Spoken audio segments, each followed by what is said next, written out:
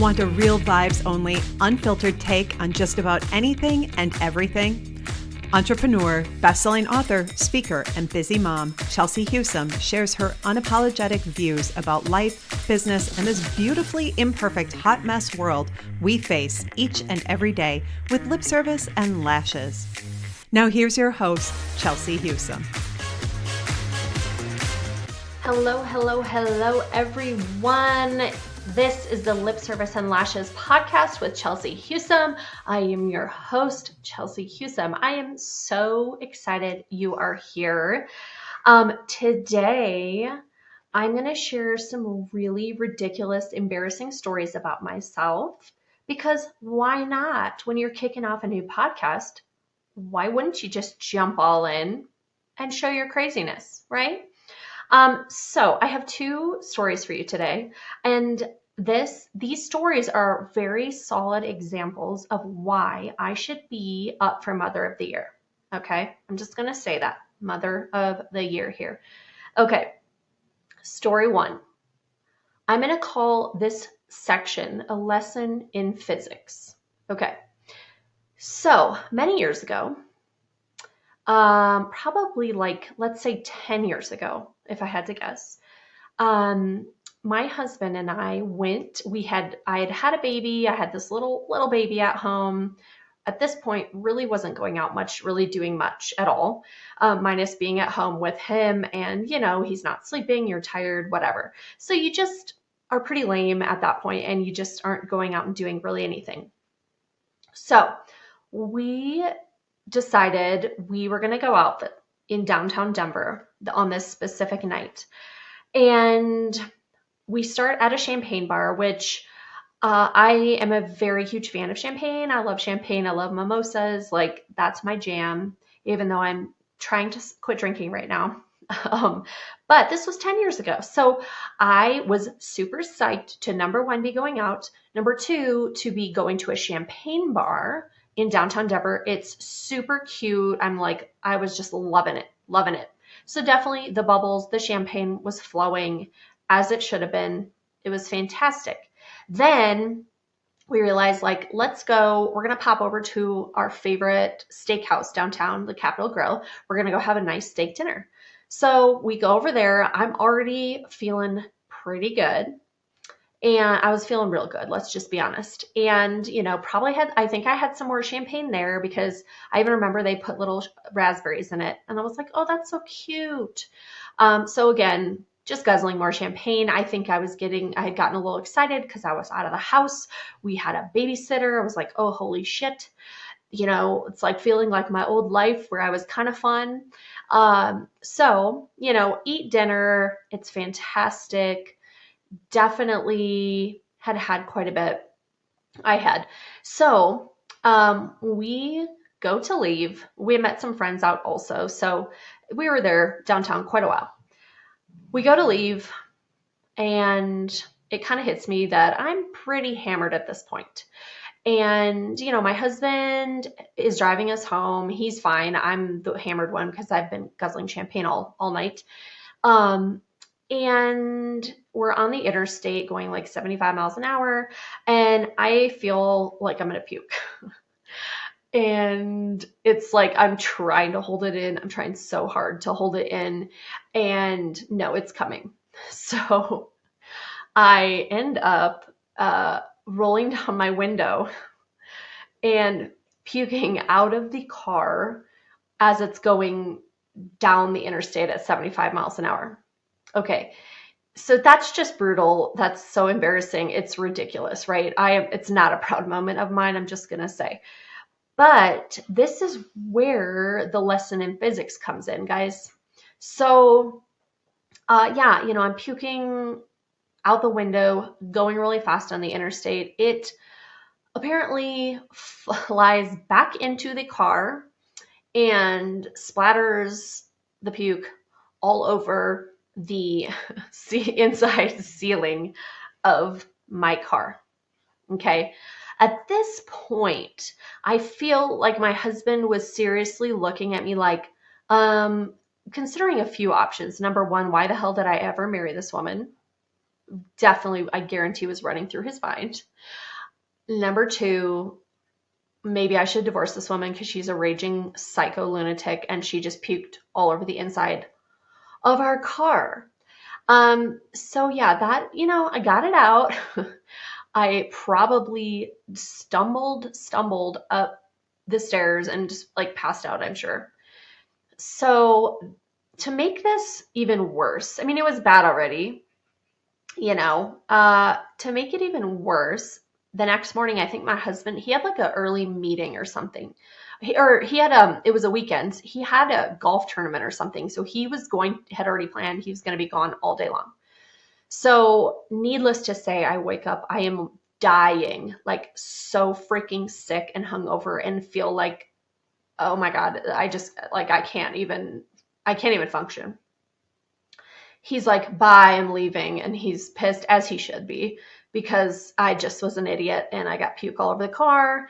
But he's like, bye. And then left. And then I was alone with my, like, let's say 1-year-old son all day long. Thank God he was still sleeping at this point. But, being hungover and then having to also care for your child is pretty brutal. And, a little baby that you can't just put on a movie and they leave you alone for a while. Like, this was pretty horrible and I felt like absolute shit. But before my son woke up, I look out the window and I see, this is early. It's like 6 or 6:30 in the morning. I see a like stream of puke going down the outside of my car. Like, it's obvious what happened. And I am horrified. I'm like, oh my God. I literally, well, as much as I could muster up the energy, ran outside as quick as possible. I got, a bucket and some soap and stuff. And I was like so embarrassed out there at 6 or 6:30 in the morning, cleaning off the vomit from the outside of my car because I was so embarrassed that my neighbors were going to see that I had just like had a rager last night and just completely puked all over. So yeah, that was really a low moment in my life. Definitely was not proud. And then I hung out with my son all day. Luckily, I only had one at the time, so it was a little bit easier. But yeah, really not a proud moment, but just a note to y'all: if you're gonna be sick, you maybe should pull the car over.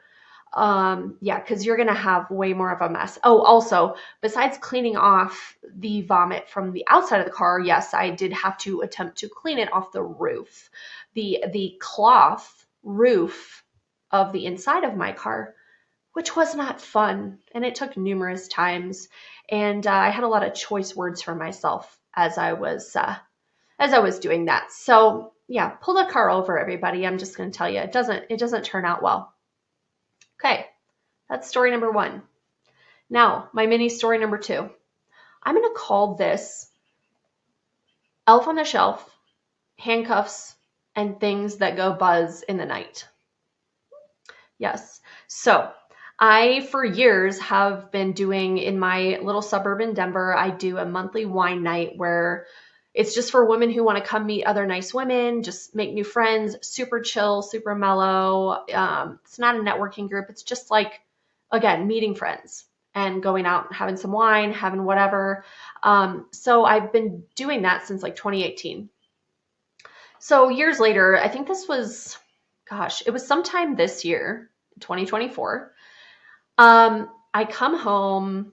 I literally, had a great night. I'm chatting with all these ladies. I feel amazing. And I walk in the door and my son Wyatt, who's 8, is standing there with this like pissed off look on his face. And he's like, "How could you, Mom?" And I'm like, "Hi, I literally just walked in the door. What can I help you with?" And he shoves this like plate or dish or something in my face. And on it is the elf on the shelf, which we've named ours Buddy. Very not creative, I'm aware. So, but the reason this Buddy, the elf on the shelf, is on a dish kind of thing is because he can't touch him, because then he loses his magic, right? And he said, Mom, why? I just found Buddy in your underwear drawer. Why why was he trapped in there? He's been trapped in there for months. And I'm like, just literally walked in the door. Okay. I'm like, what is happening? And have this elf shoved in my face, and I'm like being like questioned, and he's not happy. And I was like, oh my gosh, I don't know. He must have got stuck in there or something. I don't know. And Wyatt was like, I don't even know if I can believe in Santa anymore. He was very upset. And I said, oh my gosh, I don't know what happened. He must have gotten somehow locked in there, but we will get him back. Let's put him up here, and I'm sure he'll fly back to the North Pole tonight. Okay, so that's part one, walking in the door. Then he tells me to close my eyes and put my hands behind my back. So I do. And he handcuffs me. And I'm like, oh, did you get like a new little police officer outfit, and, little costume? And he says, no, these were also in your underwear drawer, Mom. Okay, let's pause. Let's pause, friends. So,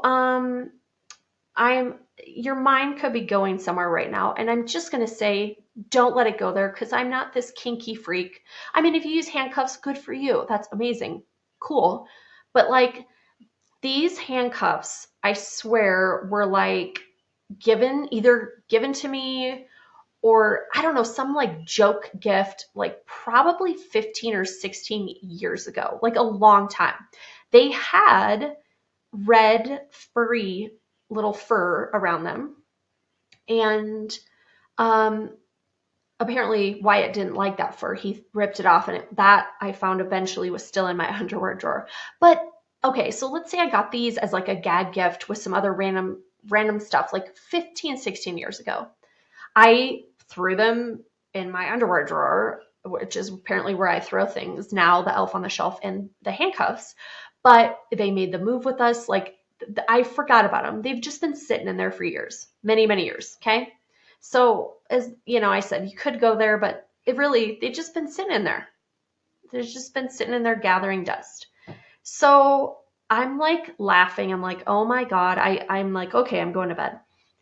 I am walking up the stairs kind of giggling, because I'm like, oh my God, this child is like ravaging my freaking drawers. Like, what the hell? That's where I like hid stuff where I didn't want them to know. And apparently now I can't hide stuff there anymore. So I'm kind of just giggling, because I'm just like, what the hell just happened? This is like, what? So I walk upstairs into my room, and I hear this noise, and I'm like, oh my God, this is the cranky old lady in me. I'm like, oh my God, what is that noise? And I'm like walking around my room, and I think, oh, it's it has to be some kids like playing music outside really loud. Again, like I act like I'm a cranky 90-year-old woman, like peering out the window. So I'm literally standing in my room looking out the window for some car sitting out there with teenagers that are being obnoxious, and don't see anything. So I'm like, what the hell is that noise? It's so weird. So I'm kind of walking around, and then I hear it.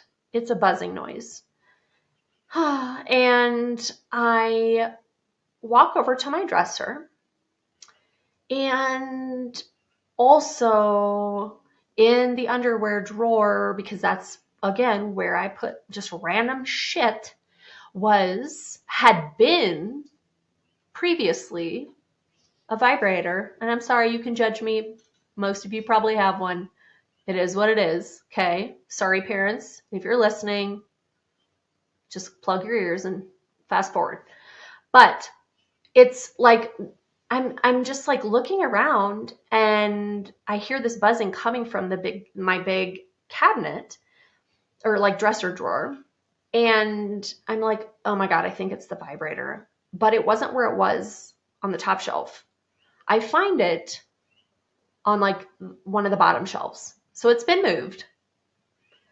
It's been found and it is like buzzing and it's really hot. Like it's been on a while. Okay. And I am like, oh, mother of God, what a shit show since I've walked in this door. Like, oh my God, my son just got into everything and it's just like going downhill fast. And at this point, I'm like dying laughing. I'm literally like hunched over, like gasping for air. Like I can't even, because this is just too funny. Like I come home, he's just been digging through everything, found all this shit that he's not supposed to find. And I'm just like so embarrassed, but like it's hysterical to me because I'm just like, oh my God, you're the worst mother ever, right? You just ruined Christmas, the freaking elf. You almost got that, he almost got it, figured that out. He found handcuffs and a vibrator. Like, oh my God, why? You're the worst mother ever. I'm dying laughing. I think it's so funny. And then my husband comes up and I'm like, literally, like I said, hunched over, just gasping for air, can't breathe, laughing so hard. And he's just like, what the hell is wrong with you? So I told him, he laughed, but it wasn't as funny as, to me, because I was just like, oh my God. So a little note to self, like don't hide. Now I have to like hide stuff everywhere else. So I've moved it. I moved everything. Right. But these children, if you have kids, I guarantee you know this, they get into everything. There is literally no safe spot to put anything. Like now for Christmas, I hide gifts at my neighbor's house, like neighbors' houses, plural, because they get into everything. They figure it out. It's just insane. So yes, these stories I feel are really solid examples of why I very likely am winning Mother of the Year. Because yeah, I mean, doesn't every mom do that? Do that stuff. So hopefully, if you're listening, maybe you have done something similar because it's pretty embarrassing and also hysterical at the same time. But again, I will always share my funny, crazy stories of being a mom because I am so far from perfect. Being a parent is the hardest job ever, and it's the funniest job and the craziest job ever. So hopefully you laughed a little bit hearing some embarrassing shit that I've done. But until next time, I will down the road, you will hear so many more stories of why I should be Mother of the Year. So please vote for me because I need all the help I can get. But until next time, thank you for listening. Please subscribe, share this with your friends that you think would get a laugh out of it. Follow us, share the podcast. And thank you so much for listening if you made it this far. And just remember, no BS, just real vibes. This is the Lip Service and Lashes podcast with Chelsea Husum. And thank you so much for listening. Until next time. Thanks for listening to Lip Service and Lashes with Chelsea Husum. Make sure to subscribe wherever you get your podcasts. To learn more about Chelsea and her life as a hot mess mompreneur, head over to chelseahusum.com. And be sure to follow her on all social platforms. Thanks for listening, and just remember, no BS, just real vibes.